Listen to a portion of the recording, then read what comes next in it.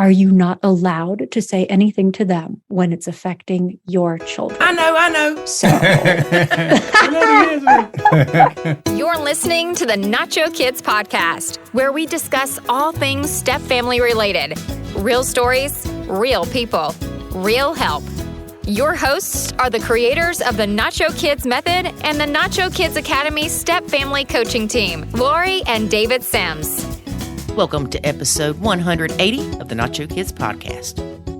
We must start today with a disclaimer. There is mention of suicide. So the other thing that's really interesting about 180 is that It's half a 360. Many of us want to do a 180 in our relationships. Okay, you've heard me say this, David. I said, they did a complete 360. Yeah, I have heard you say that. And I know what 360 degrees is. That means a complete turnaround. Okay. So is it somebody did a 180 or a 360? Or a pirouette. Or a whatever they're called. I don't know how you want to look at it. I just know that what you doing ain't working. But we need to figure out if they did a complete 180 or a complete 360. You probably would want to do like a 90. Because if you do a 180, you're going back in the same direction you came in. If you do a 360, you're going in the same direction you're going. So you need to do something other than those two. Mm-hmm. So do a 45 or a 90 or 78 even. Well, I don't know the answer, folks. I think because I can see if you do a complete 360, you end up where you started. Mm-hmm. Or did you? You ended up where you started, but it's a different time. Or if you do a 180, then you're only halfway changed. It's so confusing. Well, I say 360 and David corrects me every time. Well, you think about it this way too, is if you did the whole the next day is a clean slate. Every morning is a clean slate. You're doing a 360, right? Like you went through an entire day, you're back to where you started as far as the day goes, but it's a completely different day. Okay, so we do have a blog about a clean slate, y'all, if y'all want to go check that out. So it's a 360 plus 1. Yes. Version Whatever. 2. No, stop, David. Stop. I can't take it. But what if it's a multiverse?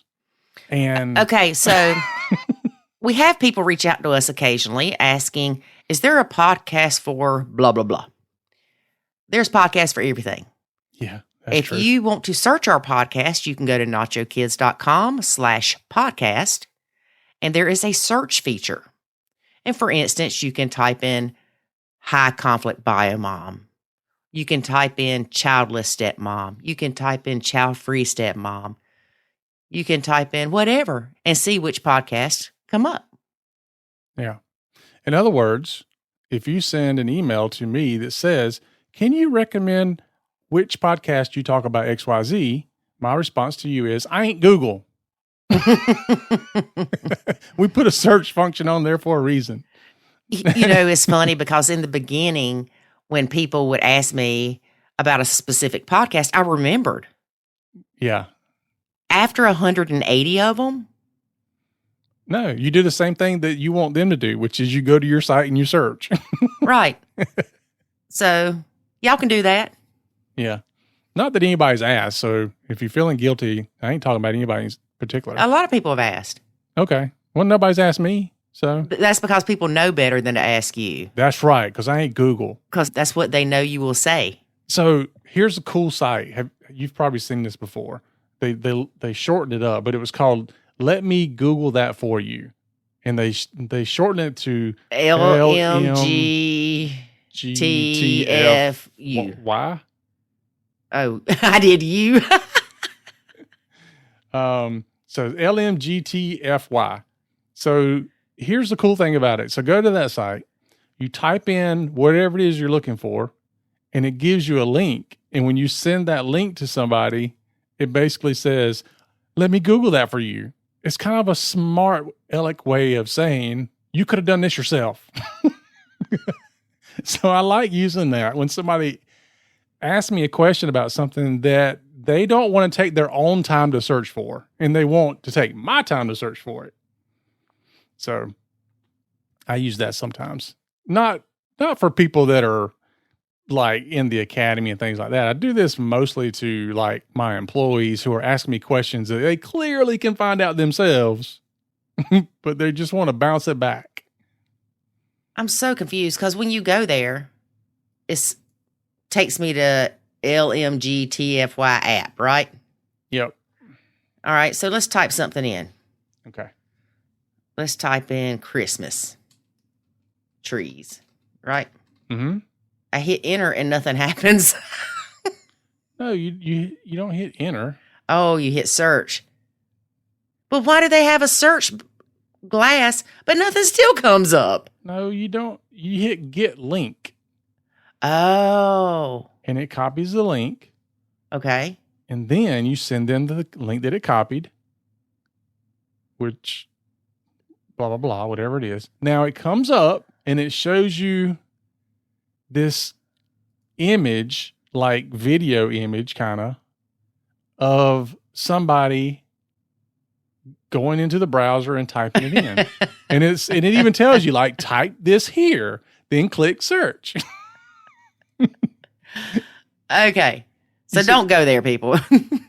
No, there are people right now that are going, I'm going to use this Monday morning. I don't get it. Why don't you just Google? That's the point. You're telling somebody else, stop using me to Google stuff for you.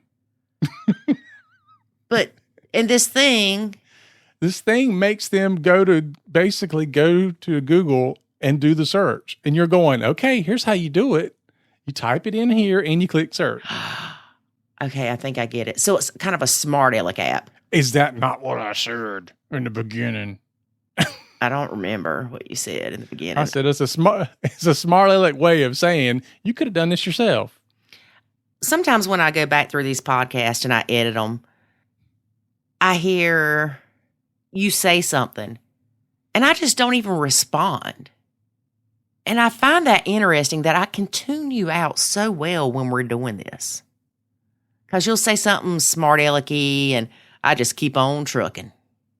Honey, it is not when we're doing this. It is every day. I have to be that way with you or we go down 25 million rabbit holes. Why is that? Because you go down rabbit holes. Because I can talk faster than you can listen? That is not true, David Sims. All right. Tell us what we got going on today. I'm not telling you, meanie britches. All right, let me slow down. Tell us what we got going on today. Okay. Today, we have Dr. Lisa Marie Bobby. We were on her podcast, Love, Happiness, and Success. Those 3 things I definitely want. In this interview, we talk about bullying. I hope she talks about you bullying me. David. Okay, next. She's going to bully you. People can only take so much for the love of Pete. We talk about thinking patterns. Who's Pete? Why do you love him? You know what? I'm going to Google that. Let me Google that for you, David. For the love of Pete, origin. Okay, I know y'all people don't care, but we're going to tell you anyway. So people ask, what does for the love of Pete mean? It is used to give added force to an angry statement.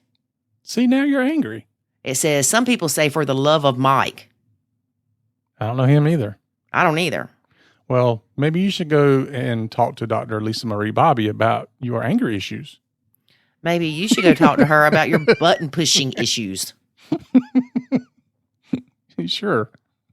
Okay. One of the most important things that we talk about in this podcast, well, it's all important, but we talk about vetting a therapist. Oh, yeah. That's a fantastic topic. Way too often we hear people say, I went to my therapist and they told me I just need to love the stepkids more. Run out of that room, people. Yeah. What you're doing is not working, so do it more.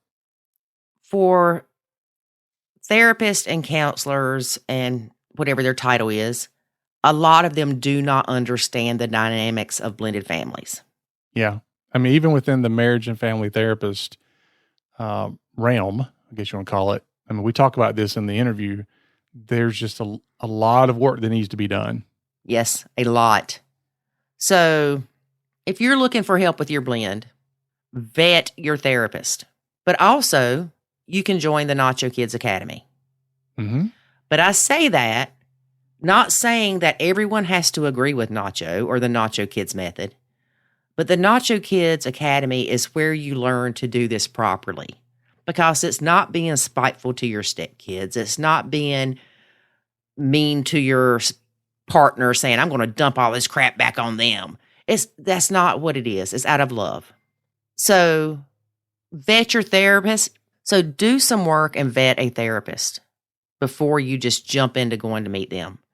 Yes, we understand it's important if they're in your insurance network, if they're within a specific driving range and all that. But think about this. And I mentioned this during the interview. I researched air fryers for 30 minutes, at least, before I bought one. Mm-hmm. But yet, I'm going to pick the closest therapist that's in network for convenience. That's the worst thing I could do. I need to find a therapist that specializes in what I need help with. Yeah. So again, please do the work to vet your therapist. Yeah. And the downside, and I believe we covered this too, but the downside is if you don't do that and you go to a therapist, if you and your significant other already have completely differing views and the therapist is like, just love them more. And you're like, wait, what? And your partner's like, you see, told you. Exactly. Now your partner's like, you found the perfect therapist. And you're like, no, I didn't. Right. So, Exactly. Yeah. So do the vetting beforehand. We do have a link in the show notes that is an article on help with vetting a therapist. It's not blended family specific, but it can be tailored to such. Mm-hmm. Ask them if they have experience with blended families. Ask them what their views are on what the role of a step-parent should be. Ask them if they ever heard of Nacho parenting. Yes. Ask them if they've ever heard of Nacho Kids' Nacho parenting method. Yep. Because there are more and more therapists out there that are, finding this and they're recommending it, because we're not a replacement for what therapists are doing. We work hand in hand with that. So we have a lot of people that are in the academy and seeing a counselor or therapist. Right. And luckily, more and more therapists are jumping on board with the Nacho Kids method once they learn what it is. That's true. That's true. Almost every time we see somebody who says something negative about it, almost always, they have no clue about it. They've not listened to the podcast.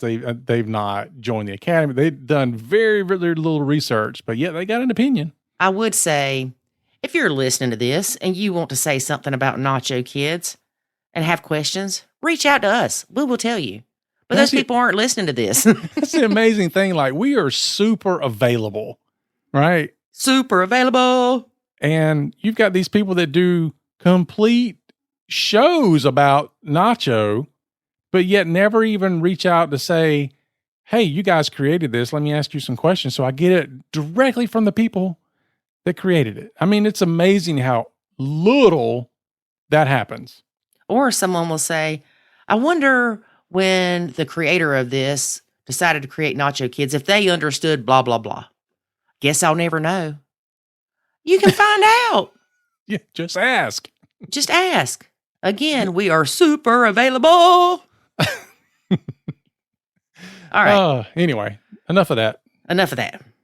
But if you see something on TikTok, Rick Rock, Flick Flock, whatever the newest one is today, whatever it is, that is not what you feel that nachoing portrays. Send us the link, because I will contact that person and ask them to be a guest on our podcast. Yep. Because there ain't no shame in this game. No. And you don't have to agree with it, but let's have a conversation about it. Right. Which, by the way, I don't think we've had a single person that's ever took us up on that. Well, a lot of these therapists that we have on here as guests reached out to us because they wanted to know more. That's the way you're supposed to do it. Right. So anyway, I'm done with that. And it still doesn't mean you have to agree with it. That's completely fine. But at least you got the knowledge and the information to go with, and you can make an informed decision. Okay, so now you got me on this other topic already. Maybe I am the rabbit hole person. But anyway. You are beyond the rabbit hole. You're Alice in Wonderland. Somebody posted on our Facebook group and said, I do this. Is this nachoing? And what it is if the kids make a mess, she'll go to her husband and say, hey, can you clean up the living room? And she doesn't stop there. She says, because I know little Johnny is really tired from baseball practice today and needs to rest, and he has a lot of homework to do. And so the response that the bio parent is, oh, heck no, they can get up and clean it up, right? Mm-hmm. But the stepmom to the stepkids is, oh, look, she's trying to watch out for us and not make us clean up. No, she's not. She's playing games. Okay, so again, the question was asked, was that nachoing? In the comments, the responses were, man, that's awesome. Some of them said, that's not nachoing, but if that works for you. And the reason that these people said it's not nachoing is because we say that if you're going to ask your significant other to clean up the mess, that you don't mention the stepkids. Right. So, David, I'm not going to tell you what my reply was. What do you think about that? When someone says they're aggravated because of the mess, they want it cleaned up, mm-hmm. and they use is it reverse psychology maybe? To get the bio parent to make the kids do it. Well, it's not even about the kids doing it. It's about getting it done. Right. But the way that it's done is because she knows the response is going to be, oh, heck no, those kids can get up and do it. Right.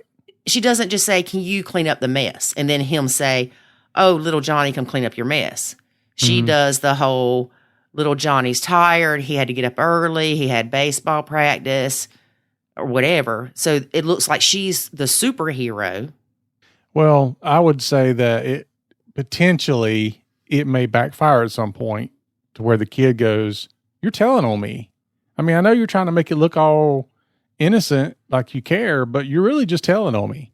Well, I think it's a type of manipulation.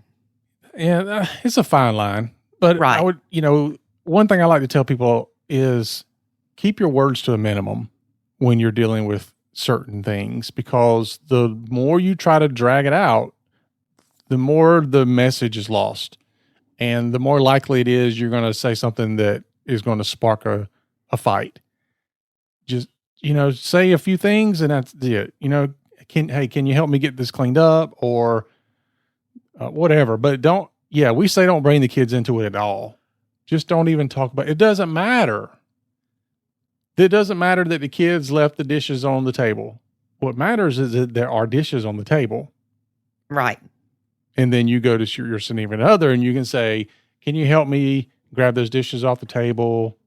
Can you help me, whatever? Look, they know. They might say, well, who left them there? And you can just say, wasn't me. You're still not saying who done it. Right. You have to be very, very careful. Now, people have different relationships. So some people can say things like, Johnny had a hard time and blah, blah, blah, and he had a long day, and it might be okay. But that's still not nachoing. Because what we want to do is we want to remove all of that to say the problem is there's dishes on the table, regardless of who's supposed to do it and all that kind of stuff. Right. And my response to her was, that's not nachoing, but if it works for you, go for it. Absolutely right. But this is sometimes where nachoing gets a bad rap, because people will see a post like that and think, oh, she's wording it this way, so the dad fusses at the kids to clean up the mess. So it's again, how nachoing can get a bad rap. And whether she's doing that intentionally or not, if she did it once and it worked, then of course she's going to keep doing it. Yeah. Well, but again, if it works for you, that's fine.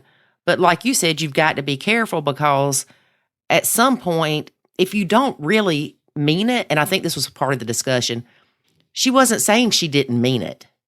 Mm-hmm. And it's hard to tell in text. Oh, of course. So some people were like, you are being manipulative. You are doing reverse psychology. You are blah, blah, blah. We don't know. We don't know what your intentions are in your heart. Yeah. And I try to stay away from the word manipulate or manipulative, because there's a very fine line between manipulation and influence. You're trying to influence somebody to do something is not necessarily a bad thing. Manipulation is very, very different. So I don't know that manipulation is what's happening as much as it's, hey, I found a way to influence somebody to get this done in a way that's not causing a fight. I don't have a problem with that. We influence people all the time with our words and our actions and things like that. Manipulating somebody is not something that we typically do, hopefully. I don't manipulate you to go where I want to go eat or whatever. I may influence your decision to go somewhere specific to eat, but I don't manipulate you to do that. Right. And again, she may not have been being manipulative, but she may have been. My thing is with it is it's causing the dad to fuss at the kids. Well, that's what I'm saying. That's why I think that it could end up backfiring. Because of how she's dragging the kid into it. Even though it's not in a negative way from her standpoint. Right. Yeah. But again, if it works for you, honey, keep doing it. That's right. We're just saying it's not the way we teach it. Right. And it's not nacho. It's not nachoing. So, but we tell us to be all the time. If it works for you, fine. Don't say, but it's my way of doing nacho. No, it's not. It's your way of addressing that topic in your family. It is not your way of nachoing. Nachoing is a very specific process. Right. Okay, enough of that, folks. Let's get to listening to Dr. Lisa Marie Bobby. Today we have Dr. Lisa Marie Bobby. Hey, Dr. Lisa Marie Bobby, how are you? I'm fantastic, and I'm so happy to be visiting with you guys today. It's great to have you. Mm-hmm. Thank you. So tell us a little bit about yourself. Yeah, definitely. So me and my background, I am Dr. Lisa Marie Bobby, and I like to tell people I specialize in love, happiness, and success. So I'm a licensed marriage and family therapist. I'm a licensed psychologist, and I'm also a board certified coach. So I do a variety of different things. I'm the founder and clinical director of Growing Self Counseling and Coaching. I am the host of the Love, Happiness, and Success podcast, and also the author of a book called Exaholics: Breaking Your Addiction to an Ex-Love. Awesome. Wow. And I'm a mom. And a mom. And a wife. So when do you sleep?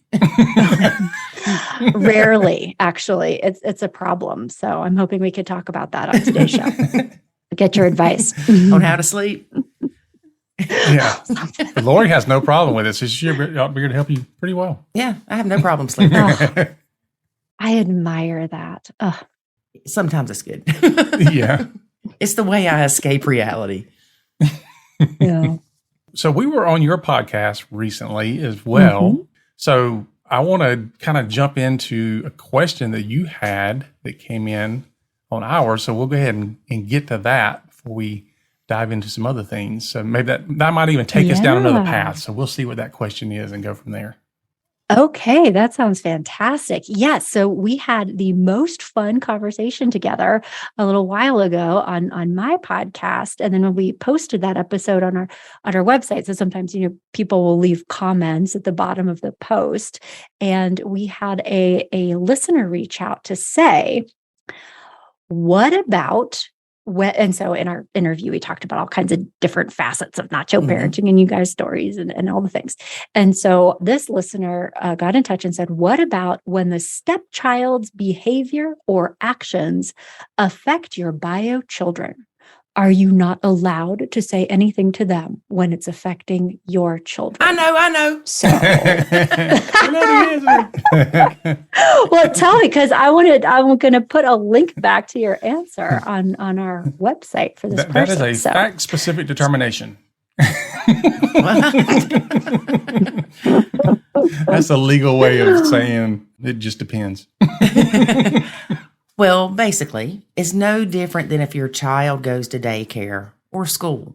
They are going to pick up things from other kids. Granted, I understand that in the home, they're probably around this child that's misbehaving more, but you don't change your parenting. You still address the inappropriate behavior. If your child does something, you tell little Johnny, we don't act that way. And you don't say, like the step kid, you don't add that part in there, but you just don't allow your kid to think that's acceptable behavior or appropriate behavior. And we have this issue a lot because the step parents are so afraid that the bio kids are going to pick up acting like little Johnny. They need to worry more about the kids at school, more than likely, because they can't correct the kids at school, just like they can't correct little Johnny. But what they can do when you're nachoing is to address the concern with your child and just tell them that's not appropriate. You don't act that way, or you don't do those things. And at some point, that child's going to say, well, little Johnny does it. And that's when you have the discussion of, I'm not little Johnny's mom. I'm your mom, and I decide how I raise you. Yeah. Okay.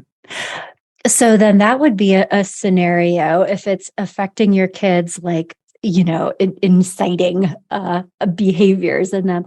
Now, because I'm not fully sure if this question, so affecting your kids, so it could be like eliciting, modeling unhelpful behaviors. But what if the question is also if the stepchild's behavior or actions is affecting the bio child, like emotionally, like if there's something happening that's feeling painful or distressing. And so it's not like your kid is acting out now, but like they're really having a hard time. Right. They're being hurt by those actions. With something, like bullied even, or, I don't even know. So I'm just making things up. I'm not quite sure, what the person's intention was with the question, but how would you speak to that? Like, say it is a bullying situation. Well, I actually went through that with Jackson. The triplet. Bullied him. All your kids? No. Okay. All your kids but one. The triplets were 5 years older than Jackson. And Jackson wanted to be involved so much with what they were doing. But there were times that they were mean to him. And it broke my mommy heart. And I just wanted to protect my kid and get him away from those evil stepkids. But what would happen is David would tell them, just leave him alone. Don't play with him. So then that excluded him. So I thought about it and I said, you know what? My sisters and I fought like cats and dogs. And those are some of the best memories we had. But it also taught me how to take up for myself. So when something like that would happen with Jackson, I would keep my ears open, of course, and I would try to let him handle the situation. Now, granted, if they were physically hurting him or calling him horrible names or something like that, then I would intervene and remove my child from the situation. Now, granted, age has a lot to do with that too. But Jackson, say he was 5 and they were 10, I would just say, come on, Jackson, let's go in here. Yeah. Something that I've also learned, there were things that bothered me as a mom that they said or did to Jackson, and he didn't care. It didn't bother him like that. And recently, David and I were having a conversation with one of his kids, and he said, yeah, I remember going to school, and Mama would say, how are y'all doing, or whatever, because she would take him to school. And he said they would bash Jackson. It was like a bash Jackson all the way to school. It made me sick. As a mom, you know how I'm talking. It just made me sick. Yeah. And so I talked to Jackson when I got home, and I said, do you remember that? I said, because it's bothering me. Not that I can change it. I said, but I'm thinking it's the morning, you're getting ready to start your day at school, and here you are hearing all this negative stuff about you. He said, I don't remember it. And I said, okay. And I mean, he's told me several times, you care more about things than I ever have. So sometimes we need to see, is this really affecting our child like we think it is? Or is it just us jumping to the gun to protect them? But have open conversations with your kid about it, because you always want your kid to tell you if somebody is bullying them. And you can teach them coping mechanisms where they can tell the kid, that's not appropriate. You won't talk to me like that. And they can learn to walk away. Yeah. I think that's a good point that we don't see a lot of these days is kids aren't allowed to develop those skills, the coping skills and things like that, because parents step in too quickly often. And especially step parents. Yeah. Well, bio parents with the step kids. Yeah. Yeah. So I think it's good. I mean, I can think back to some of the things even as a kid that I went through that, you know, on the other side of it, I can look back and say, I learned a lot from this, and it really helped me to develop my own self-awareness and coping skills and all these other things. They weren't great situations for me to be in, and it would have been easier for an adult to step up and say, you know, get away from my kid. You're not going to do that. But, you know, back when I was young, all the kids in the neighborhood got together and they went somewhere and they played all day and they fought all day. And then, you know, you had to learn where you were in this tribe and where you fit. And sometimes fist fights broke out and there was nobody there to stop it. But you learned your pecking order and you learned how to cope with things and you learn how to get people to do things you want them to do. And I mean, just all these socialization skills that you learn that way. Not that fist fighting is the way to learn those things, but in the heat of the moment, when something like that's happening in your home, you've certainly got the thing that you need to do right away, which, you know, potentially is removing somebody from the situation. Yeah. And then you have the discussion with the parent later. You know, if you want to affect change, typically when a kid's acting out, the problem is not necessarily the kid. That's usually the symptom. The problem is parenting or lack thereof. And so that's when you need to have that discussion with the parent about expectations and, you know, for their kid and how they're acting. And that's a very delicate conversation to have with somebody. Yeah. Yeah. So that I could see how that's sort of a different piece of this. But, you know, I love that perspective that depending on the lens we have, you know, for our kids to be in challenging situations is a really great opportunity to help them develop resilience and to help coach them around how to manage some of these relationships, and also fantastic training in like how to set boundaries, you know, because boundaries aren't us preventing people from doing things. You can't set a boundary and be like, now you behave that way. Our setting boundaries is saying, if you do that, here's what I'm going to do, which could be leaving the situation, could be, you know, managing themselves accordingly. And I wish that more people learned how to do that earlier in life, to be honest with you, you know, so it's very important. So there could be a lot of, good opportunities. But I also hear what you're saying, like big takeaways is like, if there is a weird situation, you need to be present, supervising them, you know, keeping an ear out. So that, and depending on the age of the kid, I'm sure too. Yeah, there's a lot of step parents that the step kids have hurt or threatened to hurt the hours kid or the bio kid. And of course, our response to that is do not leave this child alone with the step kid, because God forbid you leave them alone for half a second, anything can happen. But we've had experiences where the step kid has threatened to kill the bio kid or the hours kid.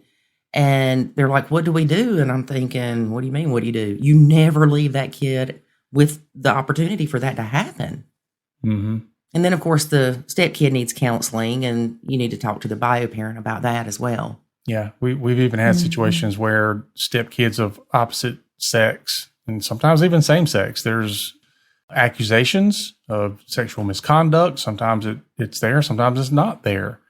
But when things like that happen, and you've got to take a very, very stern stance on, you know, what you're going to do. And oftentimes that means they are never left alone with the other kid, ever.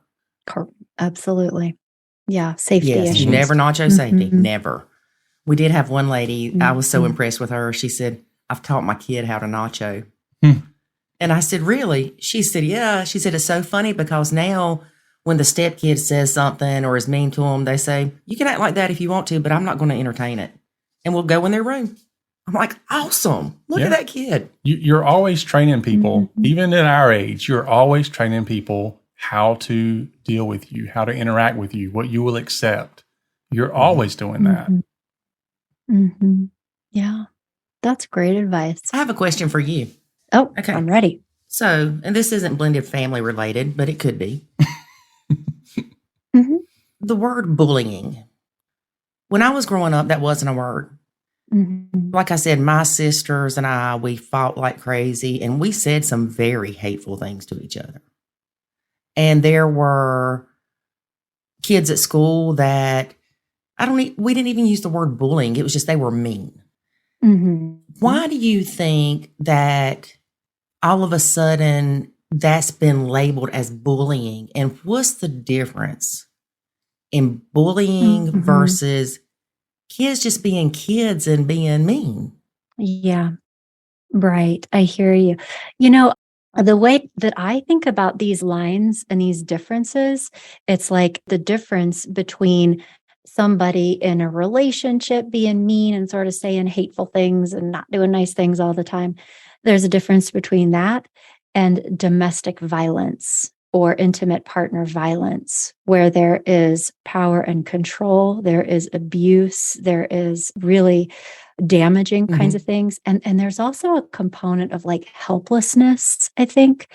And so I think that there is a real difference between kids being jerkoids, right? Because they can all, have feelings and they don't know how to have relationships yet. And so people say mean things, or I think also sometimes feelings can get hurt just by the virtue of, friendship dynamics. Like if you're friends with somebody who's now closer to another friend, and maybe you're not getting invited to things, like that can feel very wounding, making fun of other kids, right? That is a patently different experience, I think, for kids who are having a bullying kind of episode at school, which is incredibly traumatizing. They often feel a lot of helplessness, horror. There's almost like an orchestrated effort to be damaging to that kid. There are power and control components, and it can be very serious. I mean, there are children who kill themselves in response to this, or have to change schools to escape it. I mean, there can be violence at school, and there can also be emotional violence that can be extremely damaging to kids. I mean, I've had clients who are, adults, they're in their 30s, and they are still processing the trauma of some of these early experiences, not from their families, but from some of the things that they experienced at school through this kind of bullying. So I think that there's a qualitative difference, but I also do think that it's important to kind of sit down and try to understand what is going on, but also how is your child subjectively experiencing it. Yeah. So there's a lot to unpack. There is, but that's a good explanation. Curious and being curious. For me, the biggest point of what you said is power. Yeah. Because when my sister and I fought and she would call me names, I had the power to snap back at her and call her names. And not that she never hurt my feelings, but I never felt like she controlled me. Kids nowadays, like you said, commit suicide because they are bullied. And it's so sad. And the parents, of course, beat themselves up because they didn't see it happening or see it coming. But the kids, that's why it's so important to have open conversations with your kids and pay attention to them. I can tell if something's wrong with my son. He doesn't have to say a word. Another problem that we have today that you and I didn't have to deal with is that when we had bullying or behavior like that in school, it stopped at 3:30 when school was over. Oh, no. Typically. No, my sister and I'm not talking about got in fights off after the school bus, dropped them off. It was really isolated to your friends at school for the most part. Now it follows you home. It's on social media. It goes out to everybody that's connected to you. It doesn't stop. Right. You're right. Good point. Because you could spread a rumor at school and it's only going to get so far, especially in a day. Whereas now it can spread to the whole school in 10 minutes. Yeah. Oh, yeah. Yeah. Well, and I think that that's another thing that it does have in common with that sort of a domestic violence or abusive dynamic is because when you think about a kid who's really being bullied, the vulnerability there is isolation. So it's often not, one kid being a jerk. It's like 20 kids in a pack. It feels like everybody, and the child who is being abused is often very alone. There are social dynamics that happen in these situations where it's like one kid is getting singled out by abuse from multiple people. And you bring up a great point about the social media component kind of intensifying that, particularly if things are getting shared. And it's just awful. So I hope that discussion helps kind of, differentiate Yeah.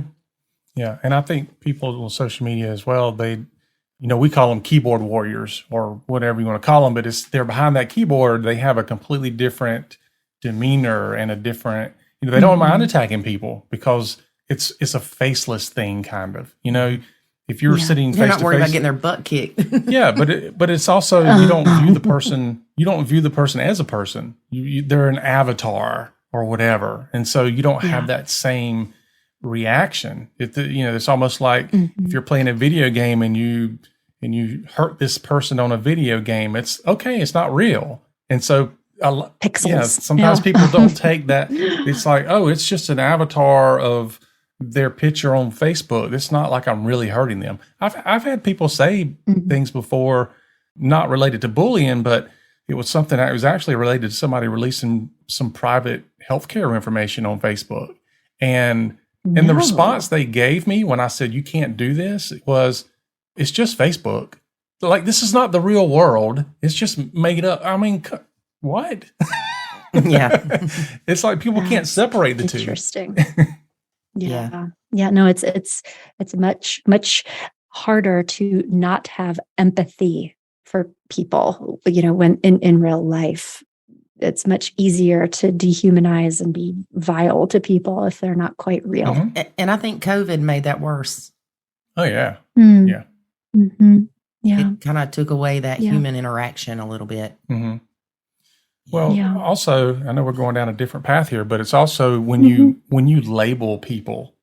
I'm not mad at that person. I'm mad at that label. And we do that a lot when we're talking about politics and, all those Democrats, all those Republicans, and, they're dumb, they're blah, blah, whatever. And you get so hyped up about that label that you've put on somebody. If I walked up to somebody and said, oh, I'm a Democrat, then all that Democrat labeling comes down on you. Oh, you're stupid. You're this, you're that. And it's like, oh my gosh. Or if you say you're Republican, oh, you're a redneck, gun toting. Yeah, but it's, it goes beyond politics, but a lot of people can get very polarized by politics. So I bring that up, but there's tons of different labels that people put on others, but they do that. Well, part of the reason they do that is because it makes it easier to then be mad at that person or to treat them a certain way because they're not that individual person anymore. They're a group of people you don't like. Yes, absolutely. Well, I mean, and on the topic, that is also something that often happens in family dynamics and with stepkids. So certainly, social media, it's much easier to dehumanize people. And I think we're all vulnerable to these algorithms that show us like the most extreme things that are going to activate us. And that's part of how these narratives develop, these stories. And it's also very true that in family systems, when regrettable things have happened, these really negative narratives will begin to take hold. That is a bad kid, or they're a bad parent, or there are character flaws that are causing the problems, or, that we start telling ourselves very negative stories about who other people are and why they do the things that they do. And the narratives that we tell ourselves can actually become a barrier to having better relationships with people because we tend to view everything through the filter of what we're telling ourselves, right? And so, there's a psychological phenomenon. It's a fundamental attribution error, right? That so when we do things that are passive aggressive, irresponsible, maybe mean, say hurtful things, we are able to see our own behavior as being justified and within reason because of XYZ. Well, they were doing this. Like, that's our narrative of ourselves. But when other people do the same things, we don't see their context. We just see the behavior. And it's very easy to judge and attribute the mean or unhelpful things that they're doing as being like because of their character or because of these other things that makes it much easier to kind of develop this negative mindset. And that happens in families. Yes. Mm-hmm. It really does. Like good kid, bad kid. People can do that with their partners, with their exes. Like it can be really hard. Yeah. I mean, part of the real success of dealing with things, especially in a step family, is learning that you do tell yourself a story. And sometimes I've mentioned that to people and they go, no, I don't do that. Like little Johnny does this and my reaction is this. It happens in a split second. I said, yes, but you still tell yourself a story. There's still a narrative there. Right. He walks in and he throws his book bag down and you're immediately going, that disrespectful little brat. When he has nothing to do with that, because you filled in all the blanks of what that story is immediately. And if people can learn how to change the story they tell themselves, then it changes everything about what's going on around them. Well, and understanding why they have that story that they tell themselves. When you gave that example a minute ago, David, I'm thinking, that person is thinking, when I was a child and came in and threw my book bag, I was mad. And I was upset. And so that's a lot of times where we see things is through the story of how we grew up. Yeah, definitely. Yeah. And as a step parent, it's like, I've already asked him one time or 12 times not to drop his book bag on the floor. And he done it again. He's disrespectful. And he's doing it on purpose to push my buttons. Which, I mean, sometimes may be true. But there's a lot of times it's not. It's just a matter of what you're telling yourself. I can't remember if we talked about this when we were on your podcast, but in the Nacho Kids Academy, we have a Change Your Stinking Thinking course. And it is my favorite. Now, I love the Nacho Kids Boot Camp too, but the Change Your Stinking Thinking, I enjoyed putting that course together because I did a lot of research and just put a lot of facts in there. And it's just amazing how much our minds can lie to us. Oh, yeah. And I remember thinking with couples that we've worked with, they sit at the kitchen table and their focus is waiting for little Johnny to screw up. Like they're just waiting. Like a cat on the prowl, just waiting to pounce when little Johnny smacks his food, doesn't hold his drink right, whatever, so they can point it out. And I think that as step parents, we feel the need for some reason to inform our significant others that their kids are not angels. And we have to prove that to them for some reason. And we don't. They know it, but they don't want to admit it. Just like I don't want to admit that my son would ever do anything wrong. I'll tell you. But when we sit there and that's our focus at dinner, is what the stepkid's doing wrong, you've got to regroup. You have got to figure out, why is that your focus? What are you trying to accomplish? Are you trying to get the kid punished? Or like, what's your main goal with this?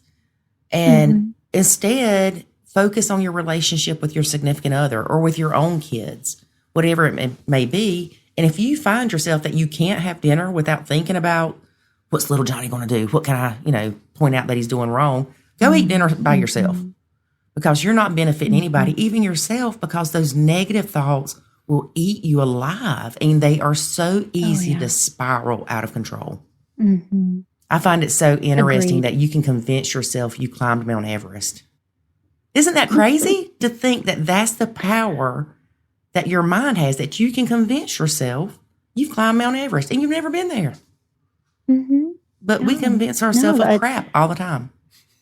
100%. And there's a ton of research to support this. So, cognitive therapy is one of the most well-researched, kind of the gold standard of therapeutic modalities. And there's a lot of utility in coaching as well. And that's exactly what it does, is that it helps address thinking patterns, the stories that we're telling ourselves.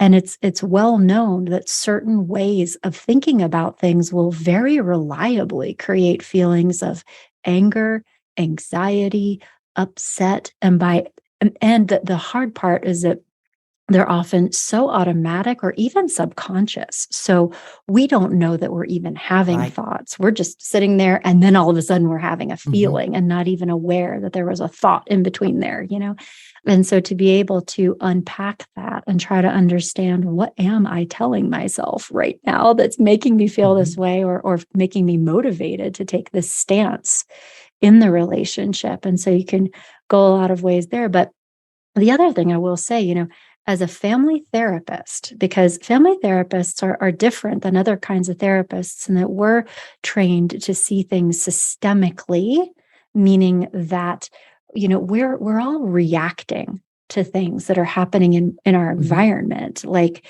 people react to each other, and then it kind of turns into this feedback loop where one reaction creates another reaction, and those can go in positive directions or negative directions. And so, one of the things that I would be curious about with the adult sitting at the kitchen table waiting for a little Johnny to spill his milk or something, is, what's it like to live with you? I can tell you, I it's hope bad. that's okay to say. But do you know what I mean? Like, what is going on in the emotional climate at that dinner table, where the adult is like very focused on little Johnny and what they're doing or not doing, but like, how is little Johnny actually feeling about sitting at the dinner table with an openly hostile adult that is making him feel very uncomfortable and emotionally unsafe in his own home? Like, that needs to also be part of the conversation, because without that, it's very easy to be like blaming people and not taking responsibility for oneself. Yes, exactly. Yeah. Good stuff. I hope I didn't alienate 90% of your listeners by saying that out loud. Okay. Because I know that at some point I was there. And that's like my Facebook group. People will say, why do you let these people in your Facebook group that say they hate their stepkids? Because I was that person. Totally. Yeah. So I know that there was something wrong with me when that was my focus. And when I say that, I'm not dismissing that their behavior was perfect or anything, but how I was looking at things was not healthy.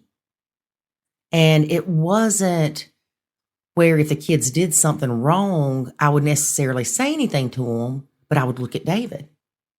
And then if he didn't react the way I expected him to, then I would be mad at him.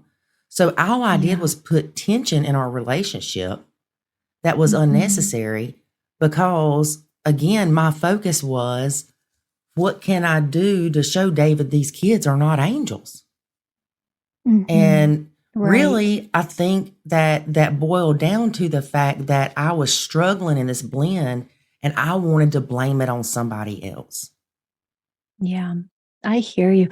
But, you were also having a reaction, right? Because you're part of the system too. And so you're having these experiences and creating feelings. And I think what I might be hearing in the story, it's like, by looking to David and how is he going to respond, the meaning there is he going to validate me? Am I important to him? Is he prioritizing our relationship? Like, there's really a lot there. It's like, am I loved? Am I cared for? And I think that also needs to be part of the conversation, because it's very real and true, right? I think that sometimes we forget how vulnerable step parents can feel when they're with a parent and their children, this outsider, this interloper. And I think that's vulnerability is what drives a lot of the emotional Right. stuff that happens. I'm just sitting there. I'm just sitting there trying to eat a cheeseburger. Yeah, well, that's what was happening. But you were secure. You were the dad with 3 kids, and so 4. That's right, 4 kids, and so in that family system, you and your children had a lot more power than Lori and her one little child. Like, they were outnumbered. Yes, and it makes a difference. Yeah, it does. It does. Mm-hmm. Yeah. And not that you were creating that on purpose. Yes, he was. But that's a whole nother story. Or maybe he was. Okay. Yeah. No, it's one of those things where, when your own kids do certain things that are, I'll say, annoying, because there's a difference between bad behavior and annoying. And sometimes we hear people say, my stepkid annoys the mess out of me. That's different than bad behavior. But my kids do something and Lori's like, oh my gosh, it just annoys me to death. And I'm like, oh, my sweet little kids, it's so fun. Look at them hitting each other. I love it when they jump up and down on the furniture. They're having so much fun. Yeah. And she's like, oh my God, they're tearing everything up. Totally different meaning from the exact same thing. The wall, I remember that was so fun when we did. Oh my gosh. That has happened. All of a sudden there's a hole in the wall. A hole in the wall, not a little tiny like pinhole. I'm talking like somebody's head in the wall. And I'd say something to David. He's like, "Oh yeah, that's been there a while. They must have covered it up with something, you didn't see it, but it's been there a while." They were playing, and and to him it's like no big deal. And I'm like, "Oh my God, there's a hole in the wall." It's just sheetrock. It's okay. Yeah, but that's something we learned too. That things that I felt were disrespectful, David didn't when it was his kid. And the same with my kid. So for instance, if I say Jackson and he says what, it doesn't bother me. Some days it does. You have those days you're like, you say yes, ma'am to me. What's he supposed to say? You say ma'am. Oh, okay. Got it. And whereas if David hears Jackson say what, David's thinking, well, that's disrespectful. But what he's considering disrespectful and I consider disrespectful may be 2 different things. So a lot of times as a step parent, we're expecting a bio parent to react or better yet respond to things that we feel are inappropriate that they don't. Absolutely. Yeah. That's another thing. So, as a family therapist, what we'll often do is with any couple, I mean, not just like a step family situation, but many times with couples in conflict, don't even realize that there are very significant, even cultural differences between the two that can create so many hurt feelings, because I think it's very easy to assume that other people are like us. They think like us. Our set of core beliefs and life experiences are just true and normal. And it's like, that proverbial fish swimming in a fish tank. Like, they don't know that they're swimming in water. They've just been in it in their whole life. And it's until you go into a different tank and you're exposed to a different culture, different ways of thinking, different values that are very much a product of each of our individual families of origin. When you come together as a couple, even much less a step family, we're carrying all those things with us, and then surprised and often dismayed when our partner doesn't, see the same thing that we do. Like David, it sounds like there were moments that were just completely invisible to you because they would not have registered as being a problem based on your kind of value system coming into this. And that's an extremely common dynamic in every family. Yeah. And I would say the cultural thing, because initially when you say things like cultural difference, you're kind of thinking, okay, somebody's a different race or they're a different part of the country or whatever. But I mean, especially in the South, I mean, you could be the same race and from the same town, but still have a very different culture, because we talk about that a lot in business, where it's the culture of the organization.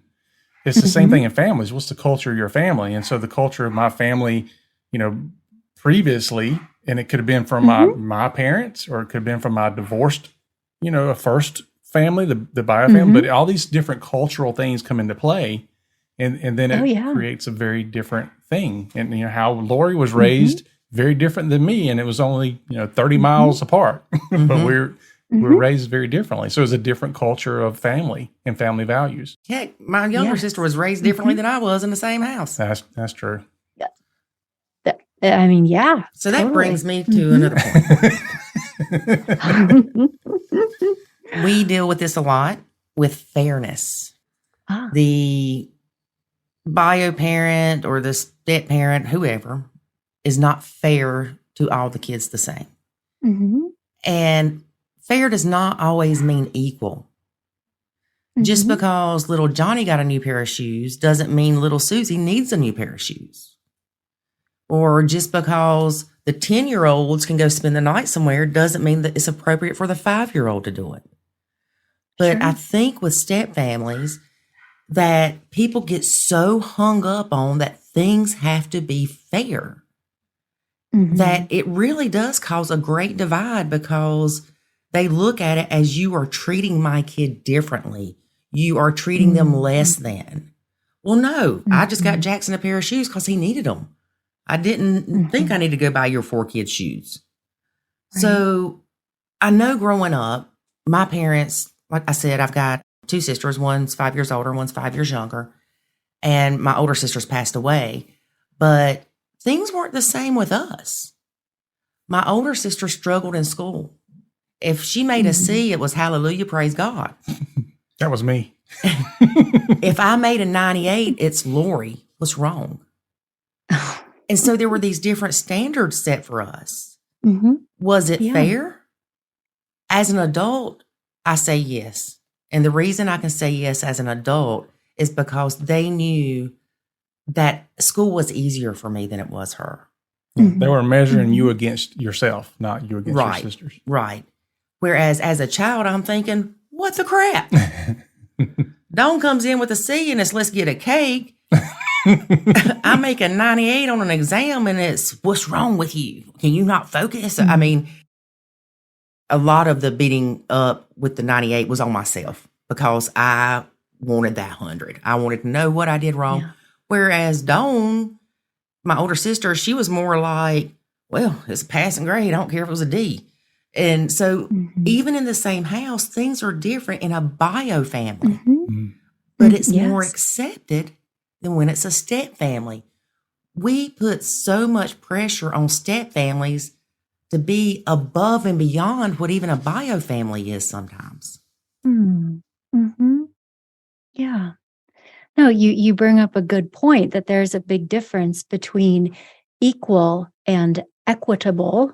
And in equitable, we are looking at the context, the unique circumstances of what's going on, and using that to make kind of thoughtful decisions about what's appropriate in that situation. And you're completely right. Like, to have everything exactly the same for all people, that doesn't make sense when you look at the circumstances, right? And so I think that, coming at this as from a therapist's perspective, I think that why these things become so fraught in step families doesn't have to do even with the equal, that everybody's slice of cake is exactly the same and we're going to get out the calipers and make sure that they're all totally equal, right? It's not that. And with every relationship, when people are getting activated about things like this, it has nothing to do with the cake or the shoes.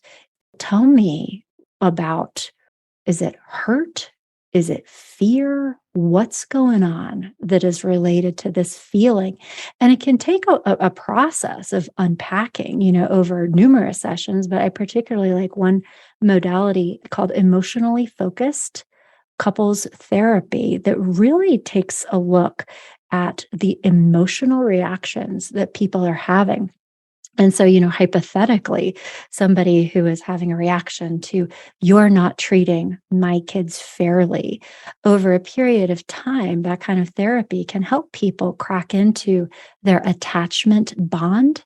And oftentimes when those feelings are coming up, it's because they're not feeling secure. They're feeling worried that their partner doesn't care about their son or daughter in the same way, that there are feelings of like longing, like wanting to be together, wanting to be a family, and a lot of fear that that's not what this is. Wondering again where those allegiances and alliances are. I mean, I think at the core of all of us, it's human nature to have a secure attachment, right, to the people that we love.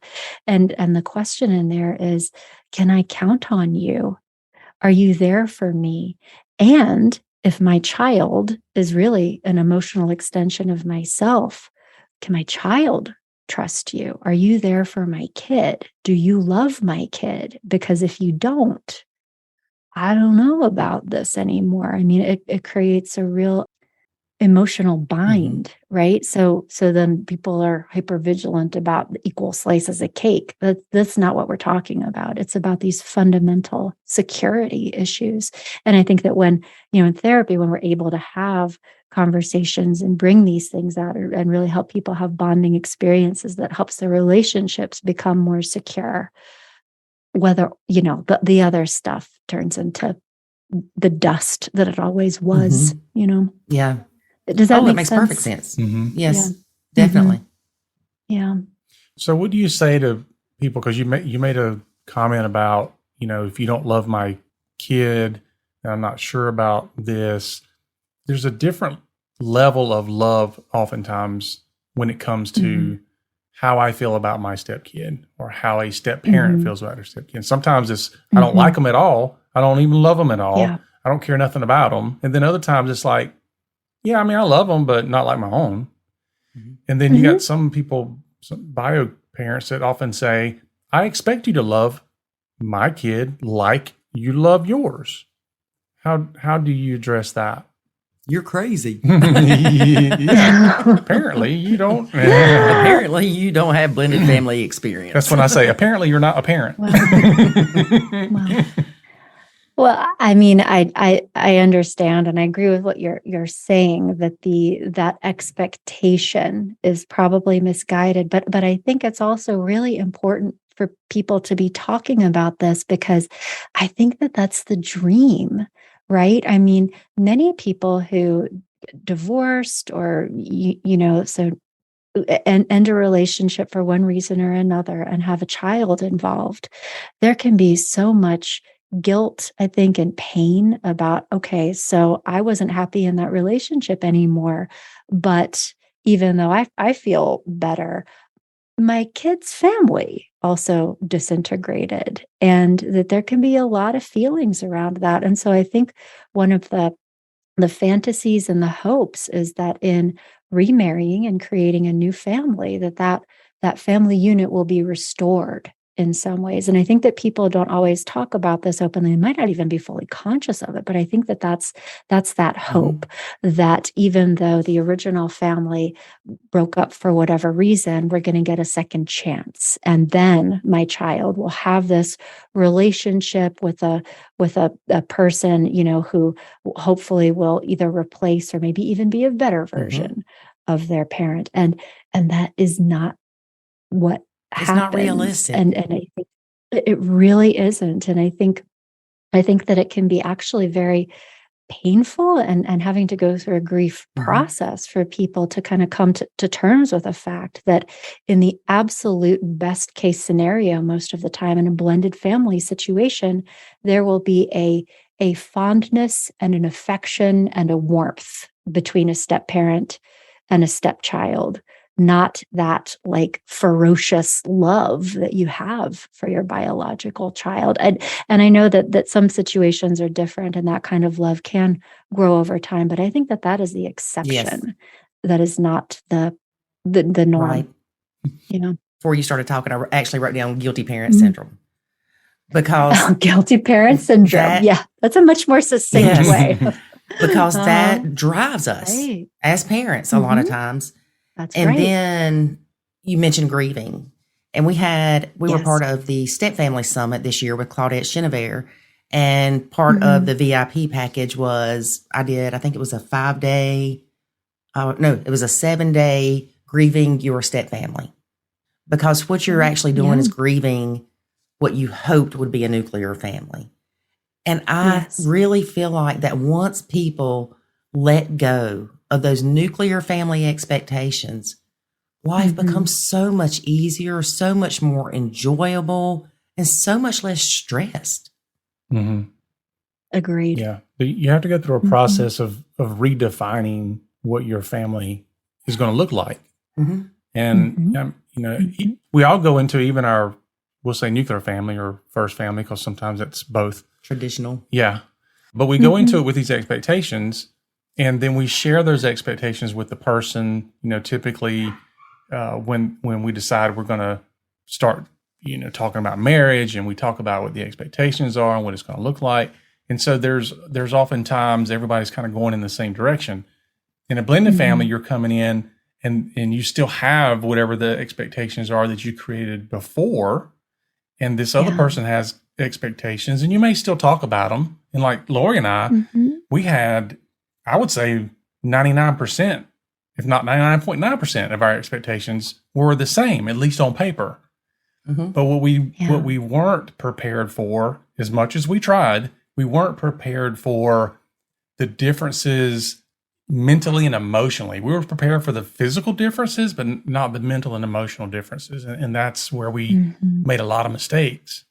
Yeah, we took, before we got married, we took 100-question test or a quiz or questionnaire, whatever. And we had one answer that was different. One. Yeah, like a premarital counseling and we're like, kind of assessment. We got this. We got this. But it was not for a step family. Yeah.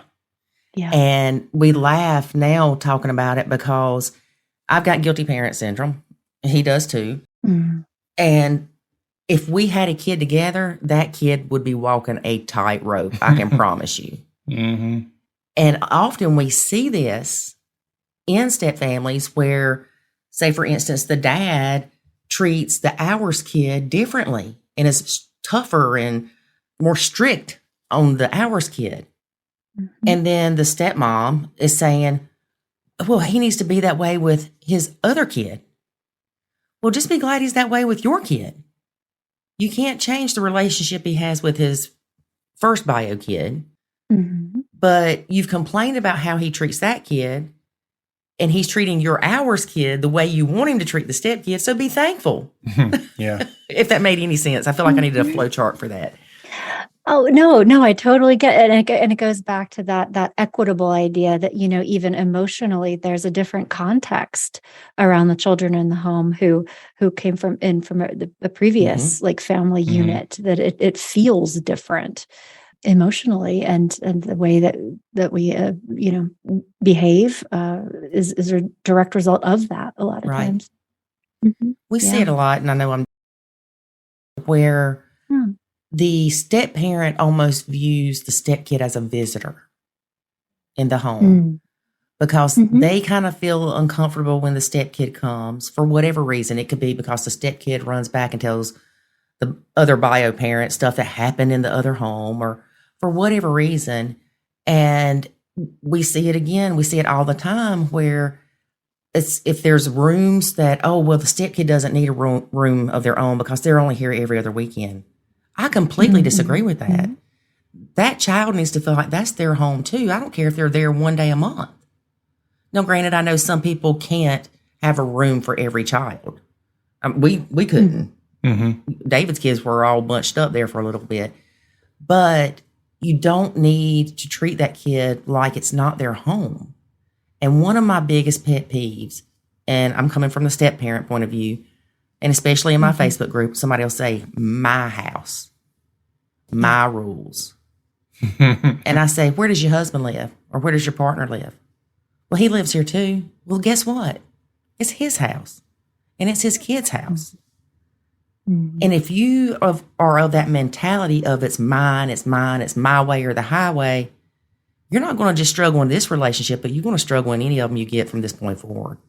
You have to learn to compromise. Yeah. Sometimes the highway is the best way to go. Well, I do know I completely agree that when we first started talking, we were talking about how a lot of therapists don't understand blended families and they give wrong advice. Yeah. So what would you say to a step parent that goes to a therapist to get help. Well, they go with the bio parent most of the time, but they go to get help and they just feel like that this person doesn't get it. That the therapist is saying, you just need to love them more. You need to treat them like your own. You need to love them like your own, whatever. Yeah. How do you vet the therapist? Yes. That is such a good question. And I'm glad that we're talking about this because unfortunately, I think there are a lot of people who are seeking services and really need them who don't know how to vet a therapist because it's not discussed in our culture. And so one thing that is really important to know is that there are big differences in the kind of training that therapists have to attain different kinds of licensure. So for example, I'm a licensed marriage and family therapist. I'm also a licensed psychologist. So, Dr. Lisa sounds fancier. And the reality is in that doctoral program, I learned almost nothing about marriage and family therapy. If that doctoral degree was all I had, I would not be qualified to provide marriage and family therapy at nearly the level that I am as a marriage and family therapist. And so we have licensed professional counselors, licensed clinical social workers, licensed psychologists who have zero to minimal training in couples and family therapy. And there is no regulation against them hanging a shingle and being very happy to see couples, families, step families. Nobody's going to stop them. So the first thing that I would advise listeners to do is to look for a marriage and family therapist who will have training in the kinds of systemic theories that we've been talking about today, different modalities of couples and family therapy, and a real relational experts. There's a lot of attachment theory in there. So look for that first. But unfortunately, even in my profession, going through counseling school, primarily marriage and family therapy is around that traditional nuclear original family. And so that was the unspoken assumption, like in a lot of classes.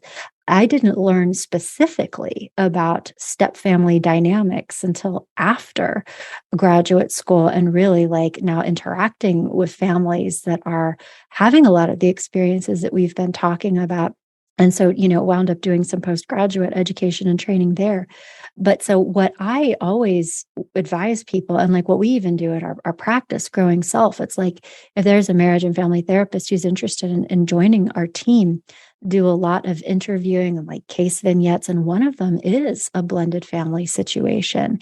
And I am always shocked and truly disappointed when they are attempting to conceptualize and say, okay, so here's how I would help this couple in exactly the same way that they would if it was two parents with kids, because this is such a different situation.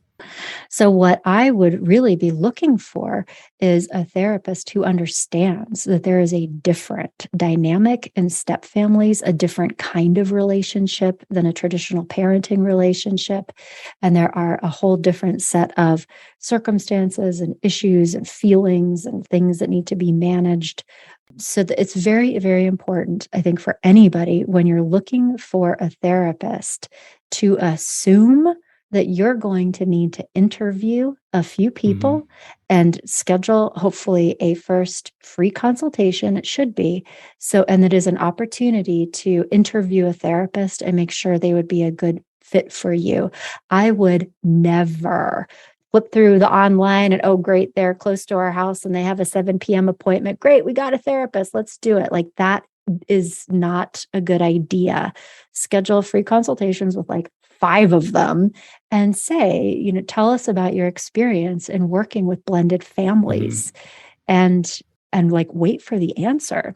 In situations, give them a 5-minute version. Here's kind of a quick summary of what it's going on with us. Here are our goals. In your experience, what would you sort of advise as the course of action? Right? How do you imagine this unfolding? And if they can't give you an answer that sounds coherent, if they're processing and there's a lot to unpack here and aren't really talking about specific relational dynamics and helping you feel reassured that they can be qualified and helpful to you, I would move on to that next person. Truly, because to be with the wrong therapist who is not legitimately qualified to help you can, in my experience, make things worse rather than better. And that is not the point. And so sometimes people really want to use their insurance to pay for therapy.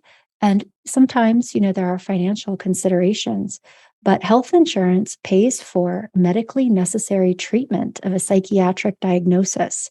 It does not pay for relational counseling for the purpose of improving a relationship.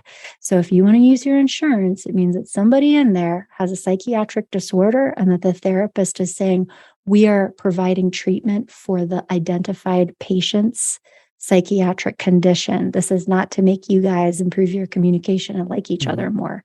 It's a totally different thing. And so one of the things that I think can be an obstacle to people getting good help is, feeling beholden to working with somebody who is in network with their insurance company. It is a totally different experience. And to consider, the value and what it's worth to be strengthening your family and improving these situations, and to be taking your time and finding somebody who is really good. Right. And I want to add to that, there are some companies that have an employee assistance program where you get so many visits to a therapist or a counselor or whatever, and you pay the $20 copay or something like that. But then after that, it does fall out of your insurance. There are also therapists that do sliding scales. Absolutely. We do that at our practice, income-based sliding scales. So just because it's expensive, don't let that deter you from getting help, because there's help out there that will fit your needs. But you have to dig for it a little bit. Not all therapists are the same. And so expect that you're going to have to interview a few. Yeah. Well, and I know people were thinking, sorry, David. I know people are thinking, I don't have time to go to one therapy appointment, much less interview 5. If you care about your relationship and yourself, I mean, this is self-care, then totally. You are willing to put that work in to go to these 5 therapists to see which one suits you. And when I say suits you, I don't mean that tell you what you want to hear. Right. That just tells you what you want to hear or vindicates your bad actions. But look for that person, put the work in, because this person can make or break you. Oh, yeah. Well, I'm glad you mentioned they need to ask open-ended questions, because if you just walk in and say, you do understand step families are different, right? Yep. And they just go, yes, I do. That's not very helpful. So, I want to reiterate what you said. It has to be open-ended questions. You want to hear that feedback. They truly understand the differences between step family and nuclear family.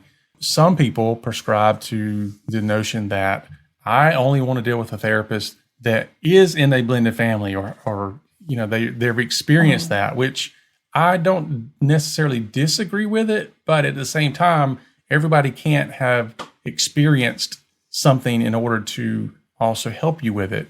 And their experience might have been great. It's like somebody said one time, you know, if you're going to therapy for suicide, the therapist, you can't go to every therapist that's trying to commit suicide to get help.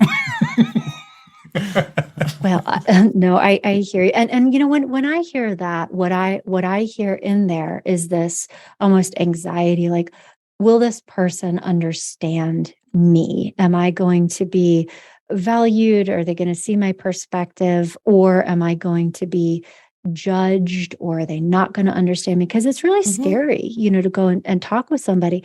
But I think, honestly, like, even though certainly to have empathy and to be able to understand somebody's life experience can be a real strength, a true professional counselor is going to be leaving all of their life experiences at the door, because we're not there to talk about them. I mean, I would actually say that a red flag for a therapist is somebody who talks a lot about their own family experiences or blended family experiences. Do you know what I mean? Like, because the risk on the other side is that you're going to be dealing with a therapist who doesn't have good boundaries and who is assuming that your experience is just like theirs, rather than taking the stance of curiosity to really understand the what your side of the table looks like and feels like. That is the job of a counselor, is not to be understood, but to understand.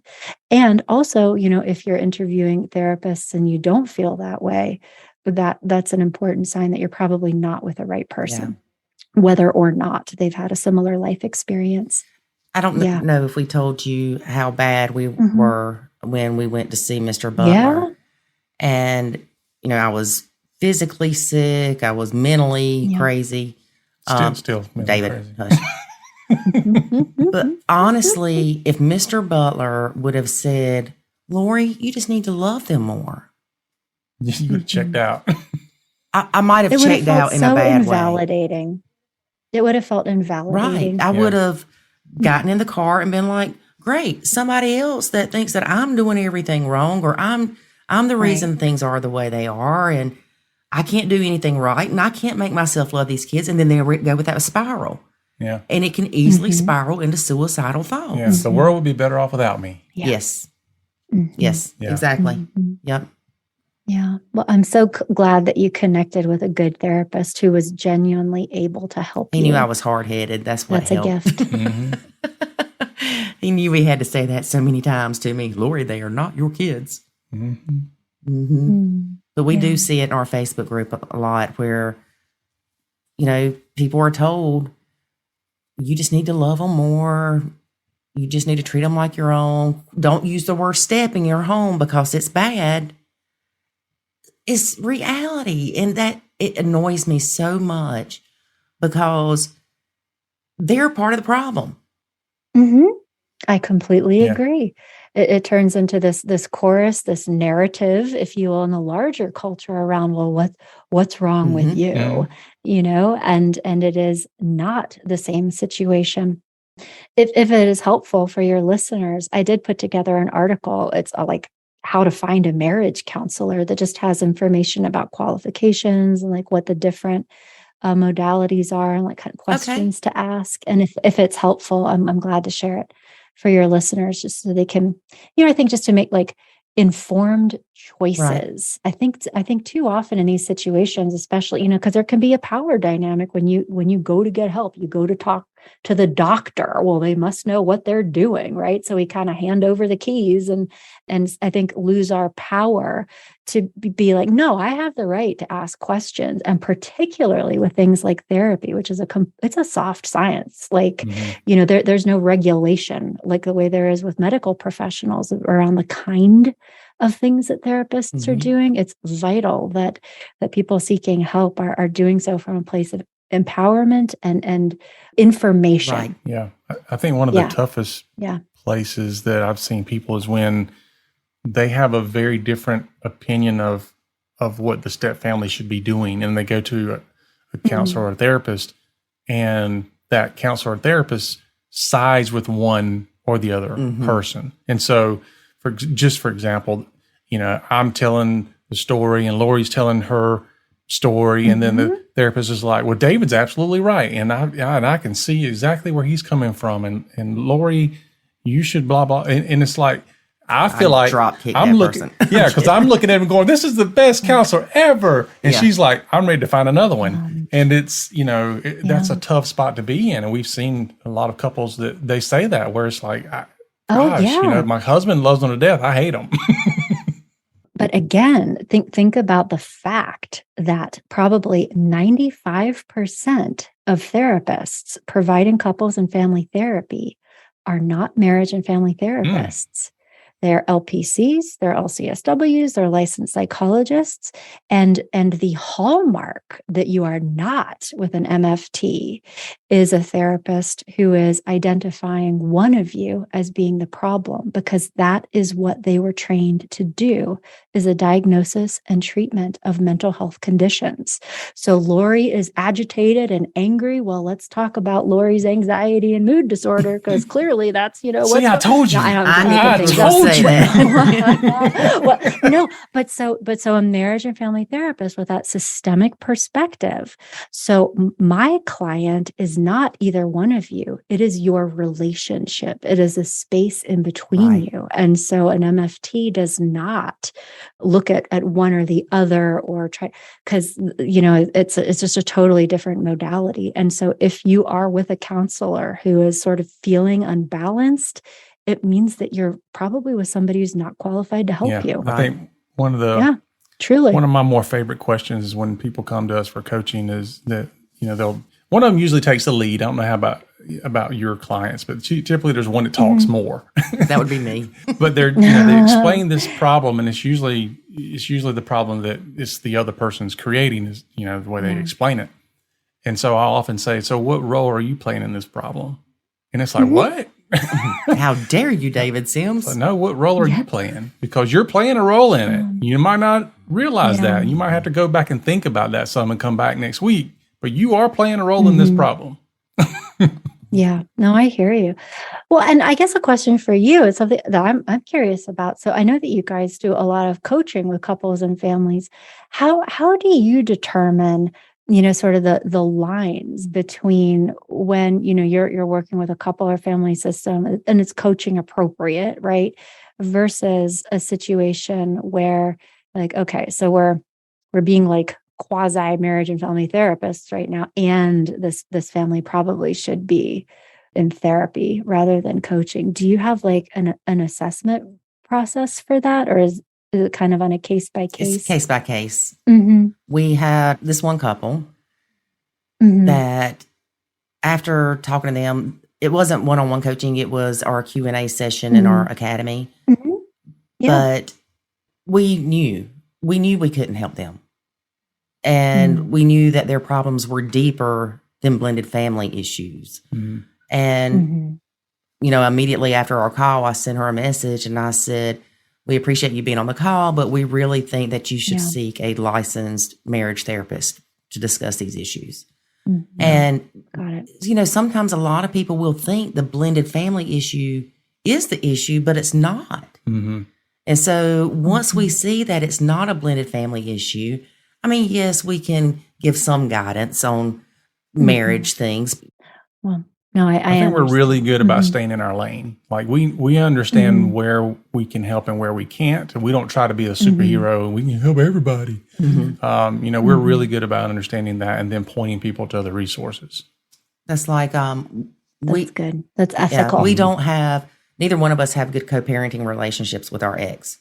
Yep. So we are not the people to talk to about co-parenting, but we work with other step family coaches that is their strength or their focus.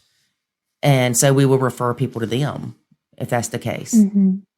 Yeah. That's you brought up something a minute ago about researching to find a therapist. And I'm thinking, I spent 5 hours researching which air fryer was the best.